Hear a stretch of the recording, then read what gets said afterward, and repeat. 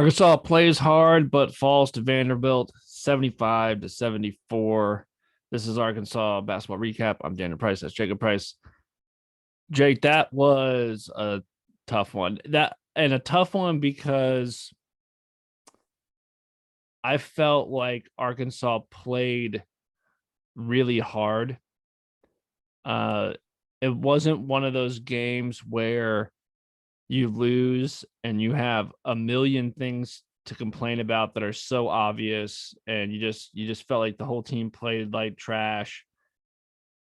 It wasn't that kind of a game. It was a game where I felt Arkansas played hard. They had struggles in certain areas, which we'll get into. I thought Vanderbilt played really well. I thought Vanderbilt defensively looked extremely frustrating. I don't know how good a defensive team some of the announcers were saying that Vanderbilt was a pretty good defensive team. It looked annoying.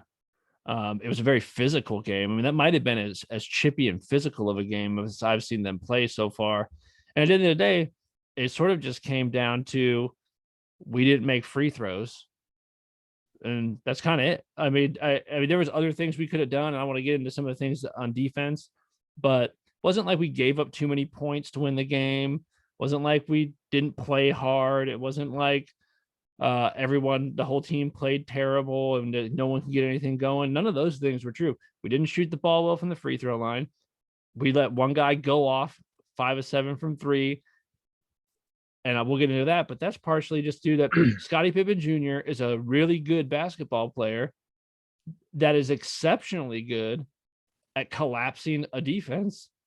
Just really good at it. And I actually heard, I was just saw a little bit of sort of some post game stuff on the SEC network, and Bradley was saying, and I think this is right. He says that he thinks the ability to dribble, drive, penetrate is the most devastating move in basketball. If you have a guy that can get into the teeth of the defense, it's the worst thing for your defense. And I think that there's some truth to that. And we were dealing with that all night. And Scottie Pippen Jr. is a dude that is good at doing that, and he's real good at getting fouled. And he got guys so open to make some shots, and it was those guys. Those guys had to make those shots, but that killed us, and that made it tough. Yeah, that's one of those games it's really hard to collect all your thoughts about because it was kind of a roller coaster, and I mean, it's hard to even remember the first half a little bit because of so much went on there at the last 10 minutes. But I mean, that's one I feel, I mean, I think it's the huge picture, the big zoom out look is pretty disappointing because you really needed that one. Like I said, you don't want to lose to Vanderbilt at home, and I probably think it's true that Vanderbilt team's a lot better than the last two Vanderbilt teams. I think that's probably true, but you don't want to lose to Vanderbilt at home. I mean, yeah, I mean, I'm not saying Vanderbilt's not good. That defense looked good. They had some good players, but everybody in the SEC does. And I mean, you watching any of these games against Alabama, Tennessee, LSU, Kentucky, like it's not getting easier. And every team has a good player or two or seven, and at home against, like I said, maybe Vanderbilt will turn out to be great, but I mean, I think Vanderbilt's still at best, middle of the road SEC team. Yeah. And to have them, I guess for me personally, because I've been saying, I think we are basically at like a calibrating stage after the couple of losses we've had, and trying to figure out, now that teams have tape on us and they do realize that they kind of want to, give us room to shoot and pack the paint, so it's hard to drive and hard for guys like Tony and Williams to try to finish in there, or even get dump downs. Like our dribble penetrators, they're not respecting the shot so much that there's no room in there because they're packing it so tight that we're not getting any of those dribble drive handoff to Tony or handoff to Williams. Those balls are getting tapped out of there and turning into turnovers, and when you can't shoot and you can't dribble penetrate, not that we can't shoot, but when you're struggling shooting and their other teams recognize that and clog up that lane, there's not a lot of ways to score, and then when you don't shoot as well as you should from the free throw line, it's really a tough day. But you definitely, I feel like we're going into this time where these next 4 games are kind of danger, and including the last 2 in that 4. And you could have won both of those games, but I kind of expected to struggle. I really wanted to win this one because I think it was a winnable game in this struggling time, Yep. and I just hope that losing that, and then if we do continue to struggle against, maybe better opponents, that it doesn't snowball on us, because like we were saying, there's 9 good teams in the SEC. Probably ain't more than 6 of them getting in the tournament at most, and there's going to be some people on the outside looking in, or on the outside looking in, and I'm afraid right now, if you made me put my house on it, I'd say the Hogs are going to be one of those teams. I mean, that there's a lot of room for improvement. Musselman could work some magic, but I'm even reading Musselman's body language and his exasperation. I don't think it's clear that he has a way to fix this. Yeah, Musselman's being like, I needed to go nab a point guard in the transfer portal. Is what I needed to do. Like, I might have grabbed a bunch of good guys, but there was one key position that I thought. I think he thought Devo was going to be that. Okay, I like Devo, but Devo he didn't play a lot of minutes, because the minutes he played, he was terrible tonight. I mean, yeah, he still is a good defender, and he plays hard on defense, but man, he's just non-existent. He's just not as much of an effect on the game as you feel like he should have. Well, and in very limited time, what do you have? I mean, he was turning the ball. Like, it's one thing if you don't score a bunch, but he had, he had 3 turnovers that were costly turnovers. You can't have 3 turnovers if you're not contributing anything on offense and you're not in the game that much. I mean, he got smoked. Pippen smoked him on one thing, like where he just got, Mr. Pippen's good. I get it, but I thought it was a rough night for Devo. Well, and that's even that right there. I mean, this is why I'm still so concerned. And I think that when I say something like we may not make the tournament this year, it's not that we're not better than some teams that have made the tournament in the past. It's just that the SEC is so competitive this year, and we seem like that team that has some holes, and things like the fact that our lineup is still just chaos. The fact that Likes hardly played this game, and he's played tons of minutes all the other games. Devo was out this game. I mean, it's just it's weird to be 10 games into the season, 12 games into the season, and the minutes that are being allocated are so spread out and so inconsistent. I mean, it's not that weird for a guy to get hot and you leave him in for more, like a guy that normally plays 15 minutes gets 30 because he's playing really well. That's not weird, but it's weird to have somebody who is maybe supposed to be your point guard, probably supposed to be your best defender, and has been averaging, like in the first 8 games, 40 minutes a game, to all of a sudden just not really be in the lineup that much. It's like, and the same thing that was Devo and Likes, so I mean, to me, those just aren't. It happened with Tony for a couple games. You had a couple games where Tony didn't play hardly any minute. And look, I know it's Musselman trying to figure out. He's trying to bring more shooters in. That's what Jackson Robinson wasn't playing. Now he is. Those minutes have to come from somewhere. You can't just invent more minutes. They have to be subtracted from another player or players. I understand all that, but right now, everyone on this team at one point, that the only consistent is that if Notae shows up and Jalen Williams shows up, so far, and this could change too, who knows? But as of right now, I know that Jalen Williams and JD Notae are going to play a lot of minutes, and that's all I know for sure. You've had games where Moody doesn't play very much, Tony doesn't play very much, Likes doesn't play very much, Devo doesn't play very much, Jackson Robinson didn't play at all. Vanover starts, plays 3 minutes, doesn't play again. I mean, I don't know what's going on, other than pretty sure Jalen Williams and Notae are going to play a lot if they're available. Yeah, and still, again, like, it's possible. Like we always talk about how Musselman, we really respect his ability to game plan and figure out and get the best out of his personnel. And we like that he doesn't do the thing that Mike Anderson did, which is just run the same system no matter what the parts look like, but he rather takes the parts and makes the best cake he can out of the ingredients that he's got. But it's possible that there's just not a good solution to not having a point guard. Well, not having a point guard, but also I think there actually is a solution to not having a point guard. It's not a good one. It's not as favorable as having a point guard, but not being able to shoot consistently. We've talked about this ad nauseum. When people are waiting for you to prove it and they can play off of you, it makes you so much easier to guard, not just at the 3-point line, all the way. They pack the paint, that you can't get the angle. You can't get the guy in your back shoulder. You know what I mean? It's so much easier to defend a team when your coach is telling you, we're going to play a step off. I'm not going to pull you out if they hit a couple of shots, because we're going to make them beat us by shooting. And, to be fair, we almost did beat them, but I just don't think that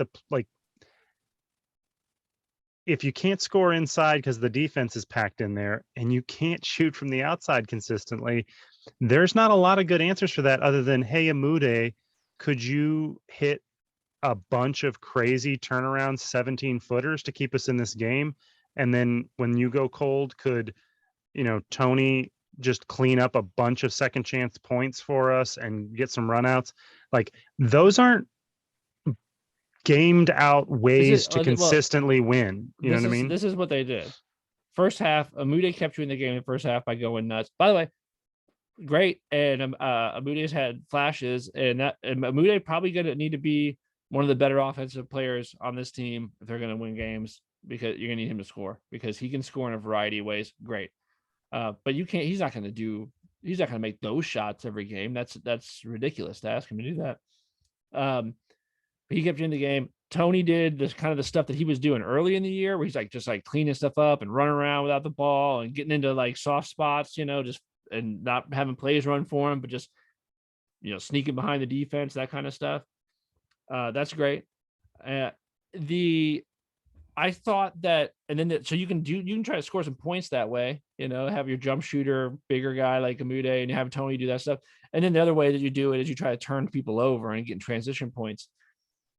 You're going to lose more games than you win if that's your offense. If your offense is, this guy's shooting really difficult shots, this guy getting hustle points, and we just turn you over, you might win some games and you can score some points, but you're going to be in a ton of close games doing that, and you're going to lose a lot of games, because when it comes down to crunch time and you're in a half court set, though, that's not a great way to find a bucket. You don't have a guy. If you don't have a guy that can get into the teeth of a defense, because they're already the defense is all down there because they're not afraid of you shooting, you do have problems.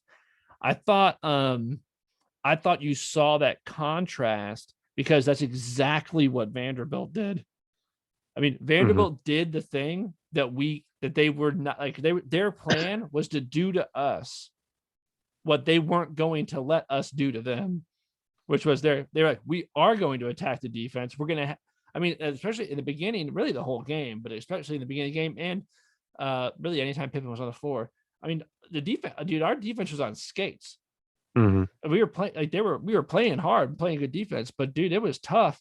And and Pippen was collapsing that defense, kicking out the shooters, finding guys cutting, getting to the foul line, all of that kind of stuff. And they beat us doing something that they were like, but we're not going to let you do that, because we're just packing it in. And and if I'm being extra pessimistic, I'm not sure exactly why, because our athletes seem like they're perfectly capable of defending as well as any of the other athletes out there. But it wasn't just Pippen. Our guys were having a hard time not letting doing exactly what I'm talking about, which is letting guys get you on their back hip, where all you can do is swing your arm and hope that the refs don't call the body foul. You know what I mean? Well, I thought you saw at first, it looked like we were really concerned about Pippen, and he was collapsing that. and you had those. He was collapsing defense, and guys were getting wide open looks in the corner. Like our guys were sucking in way too hard. The help was coming way too hard from the corner, and you saw. Then they missed some of those, by the way. But I'm talking about like you came way too far off guys that can shoot the ball, and they were finding those guys. They made some, they missed some, and obviously, you know how Musselman is about giving up a ton of 3-pointers. He doesn't want to do it, and then you're having to like play up on guys a lot closer than they're playing up on you. And if you're playing up on a guy that's quick and can shoot, we all know what happens. And you can be a great athlete. It's still like that's still advantage offensive player. If you're having to play, if you're deciding I'm not going to let you shoot, it's always advantage offensive player, because at that point he's still, you have to wait for him to get that burst, and you have to try to keep up with him, and you're backpedaling, and he's going downhill, and it's a tough scenario to be in. It's a bummer because I thought Amude played great, and did what he had to do. I mean, he took some shots that you were like, I don't know, but hey, I mean, you gotta get some points somewhere. I don't do that 20 points in the first half. Like, I'll let you shoot some, you know. I thought Tony played great, especially in the second half. I thought he played great. I thought Jalen Williams played great the majority of the game. Like, I mean, his stat line might not be huge, but I thought Jalen Williams was the best I'd see Jalen Williams play in a few games. I thought he would played really good. I thought Note played good enough, but would have liked that last shot to go down. He would have played great too. And it's just a bummer that in a game where you feel like those guys played well, but you just couldn't get it done. And partially, I mean, some of it is as simple as you got to make some free throws. I mean, I don't know what we ended up shooting 64%, 18 to 28. That's not good enough. You don't want to leave 10 points sitting there at the foul line. You know, we were 27% from three. We were 6 to 22. That's probably, I mean, you got to shoot 32%. I mean, that's got to go up by 5%, 6% for a team. I think that's got to go up.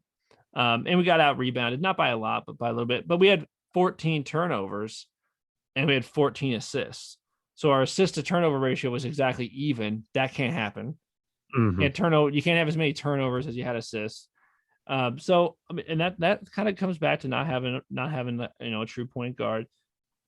I do think, on a positive note, I think that you saw potentially Musselman figure a couple of things out, which is, I think Amude is going to play a bigger role. Hopefully Tony can kind of like start doing some more of that stuff, get back to what he was doing. Jalen Williams looked good. I don't know, other than Note being Note, I don't know if they have the guard situation figured out. I think that's the big thing right there. I mean,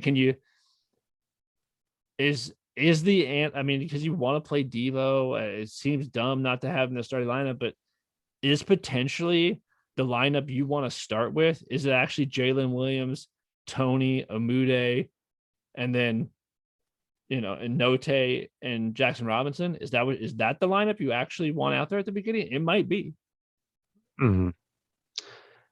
Yeah. And just have Note run the point guard and just really try to drill it in his head that, like, you can't shot hunt all the time. We try to figure out if you can get him to distribute, because he is also the best at getting in the teeth of the defense if anyone's going to do it. Yeah, I mean, I didn't have a problem with the way Note played. I mean, he took maybe one or two bad shots, but they were definitely focused on him from the beginning, and that's why Amude kind of surprised them. You know what I mean? Like you could tell they weren't expecting that, and then they started to double him when he got the ball, and that actually seemed to work. He actually didn't really effectively ever use that double team to get any. I mean, he tried. I mean, I just don't think he's like an extremely talented passer, and they did a good job of cutting into those passing lanes. And a couple of times I think he made a pass that the guy just kind of fumbled it. But and to be fair to him, I think one or two times he actually did, work the ball to an open man, which turned into at least a shot. But yeah, like I said, I mean, if I'm looking at it big picture, I just, I mean, the end of that game made it seem and feel like it was better than it was because you almost stole that game. Yeah, I But mean, the you had fact, Pippen, miss a dunk. You had a bunch of stuff happen that was like pretty. I mean, they were just begging you to win that game. yeah, and I mean, it does suck that Likes couldn't hit that free throw. I'd have loved to seen overtime, Mhm. especially with those guys both fouled out. I For was the like, love of, well, I mean, you feel I'm telling you right now, that game was Arkansas was winning that game in overtime because with I don't think Vanderbilt's beating you in overtime without Pippen and that guy and Wright, right, yeah, and who right, was yeah. pretty good. But Yeah, no, not Pippen was is the straw that stirs that drink, dude. Like, and it'd be tough in a whole overtime period without him. and the reason I'm like still kind of like with Amude scoring like that. I mean, that was just organic, like, I mean, I'm not saying he doesn't show that in practice and that Muss doesn't know that he can score. Obviously, he averaged like 20 points like last year. So he obviously everybody knows he can score, but he got hot and he made a bunch of tough shots there in the first half. And if it wasn't for that, they really outplayed us in the first half. I mean, we didn't the thing that's intangible that other teams not always have, but like that they're playing with that we are struggling to find, except for in very, very short bursts, is flow and rhythm. And that's the thing that's like, even when a Mude is hitting 16-foot turnaround fadeaway side jump shots and they're going in, and it's sweet, it's still not like that's you're not seeing the fluid movement from your players on defense and on offense, except for, like I said, in brief periods when they go on these little runs, and it's usually is when they turn the ball over. And that's Yeah, the thing that you don't see the ball just like skipping around like you like. I mean, like they ever like. always they always look hesitant. They always look a little bit, I mean, confused is too strong a word, but I mean, dude, you've played basketball. You know the difference between when you're on a team and you're not really sure where you should be or what you should do. Like when you're playing with guys that you don't know very well, and you're like, should I go set him a screen, or should I roll, or what should I do here? Like, I'm open, but I'm just standing in the corner. Do I need to cut, or am I going to clog up the lane? Like, and you're just versus when you're on a team full of guys that or it's just you're just in the flow and you're just cutting naturally, setting screens, rolling. When the ball hits your hand, if you're open, it goes up, and it's fluid, getting in that zone.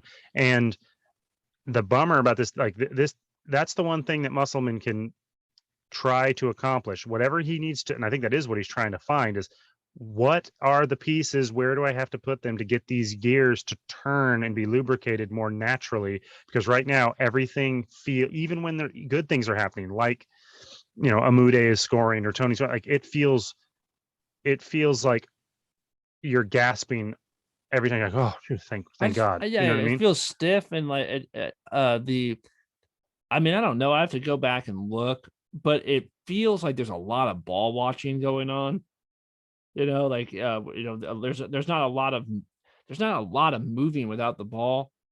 It seems like Note gets the ball and everyone kind of like says, "All right, what's he gonna do? Is he gonna let's wait and see what happens?" Or Amude gets it in the post, like, "All right, let's see what he does with it." And there's doesn't even. I mean, yeah, I can watch junior high basketball and like see like a basic motion offense and all the pieces are moving around and stuff. And sometimes Arkansas is not doing that, sometimes it's just like they don't. And some of that's just a lack of a point guard, where who's going to direct that offense.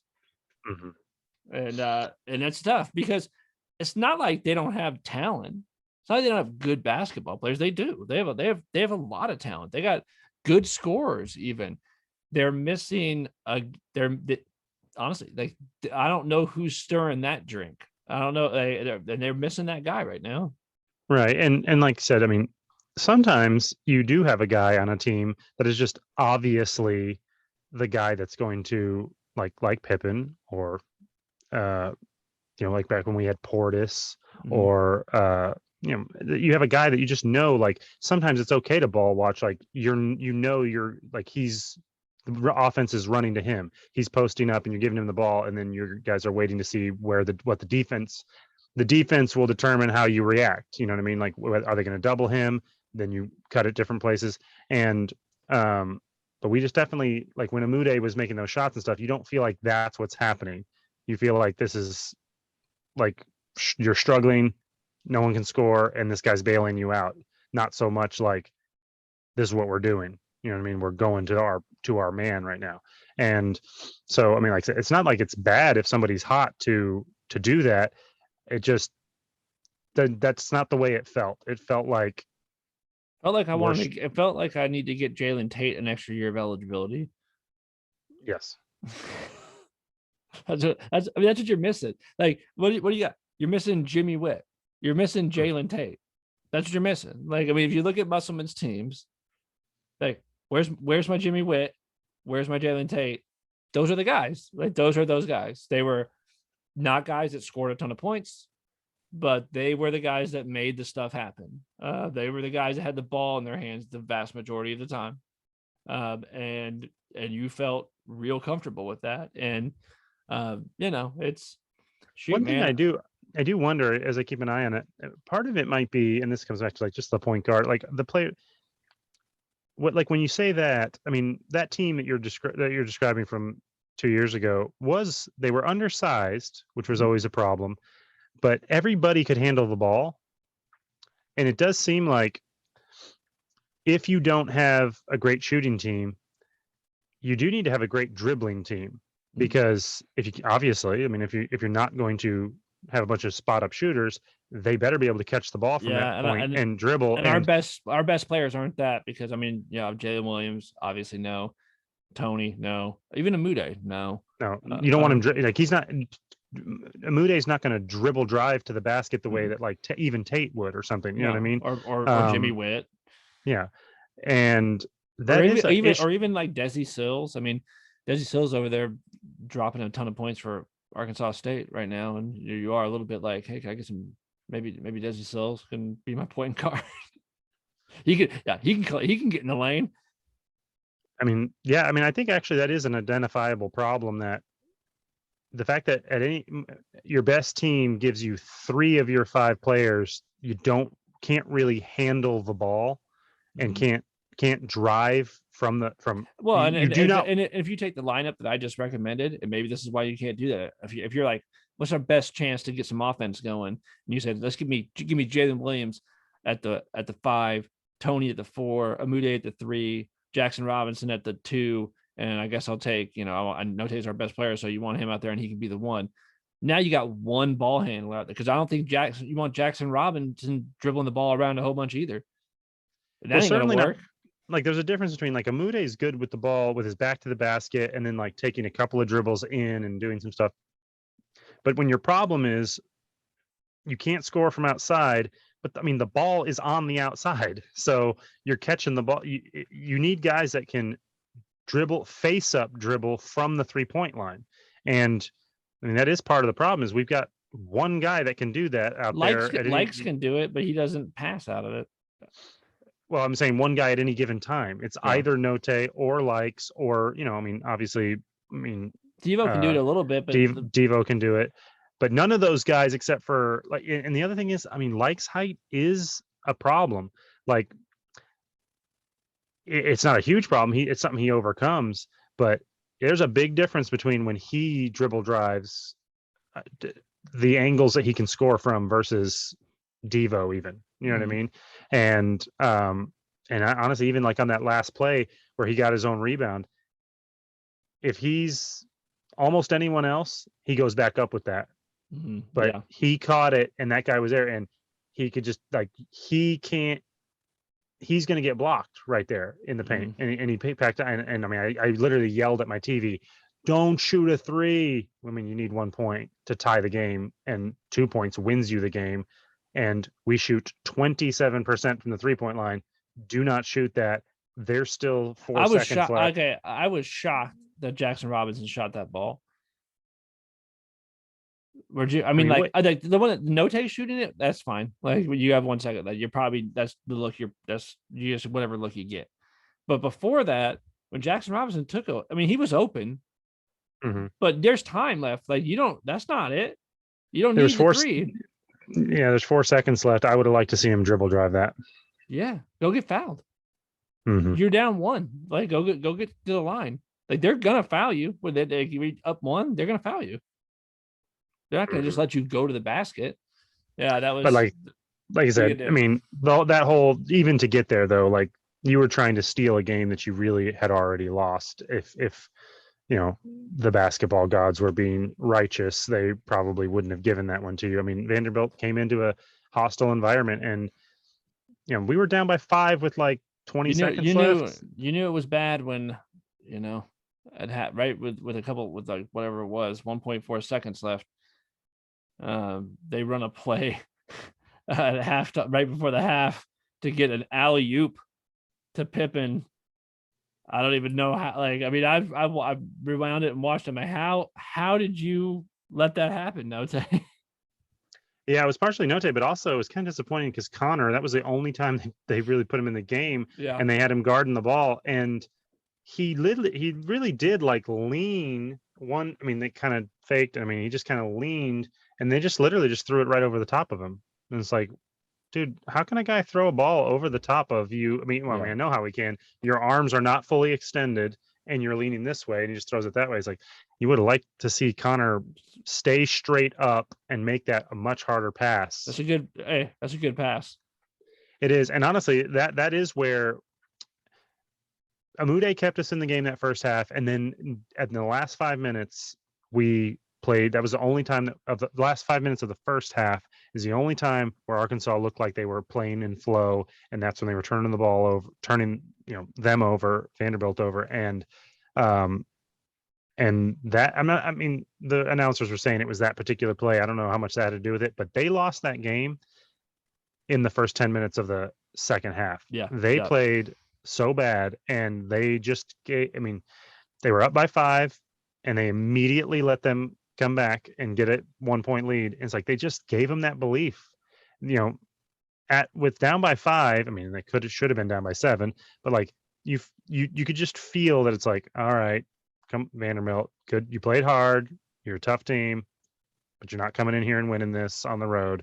Sit down and just lose this by 15 points like you're supposed to.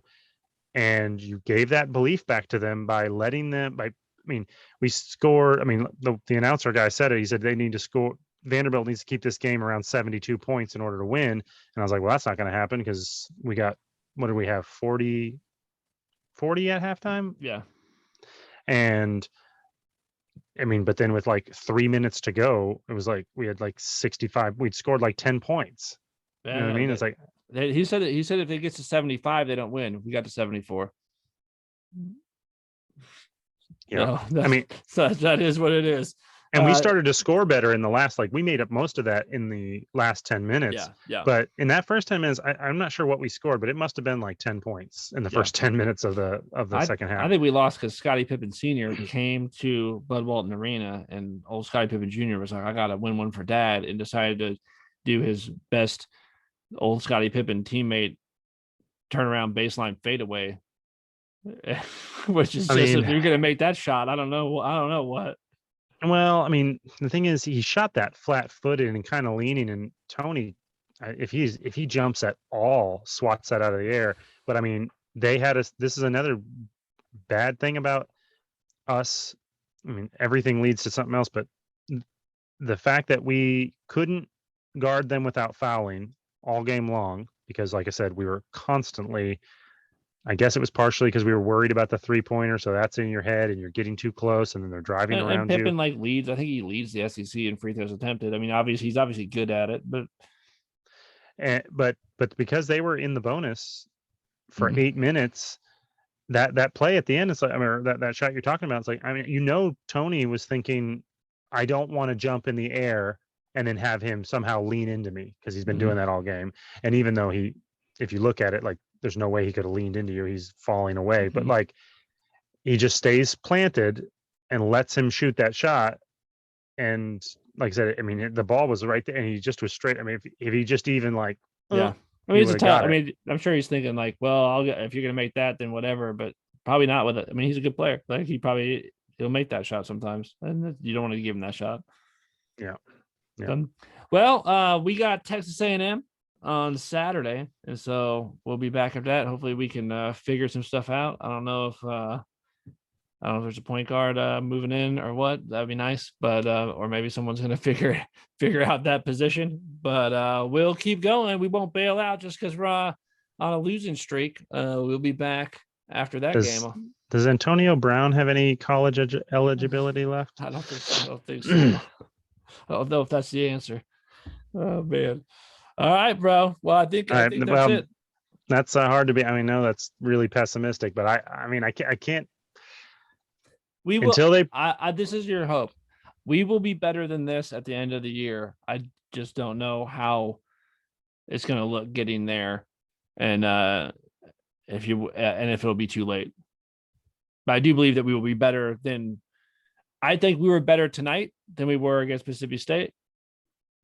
I think there were some things that were encouraging, but I'm just worried that there might be a couple of problems that we don't have the personnel to fix. And I don't care how great Musselman is, and I think he's great. I think he's as one of the best. But like you said, if you don't have any eggs, it's hard to find substitutes for that when you're making a cake. And I don't know if there's any eggs in that basket or not. I tell you this: if there are eggs in that basket, he is going to find them. Let's hope there are, and he finds one or two. Yep. Let's hope so. All right, bro. I'll see you later on. See you, man.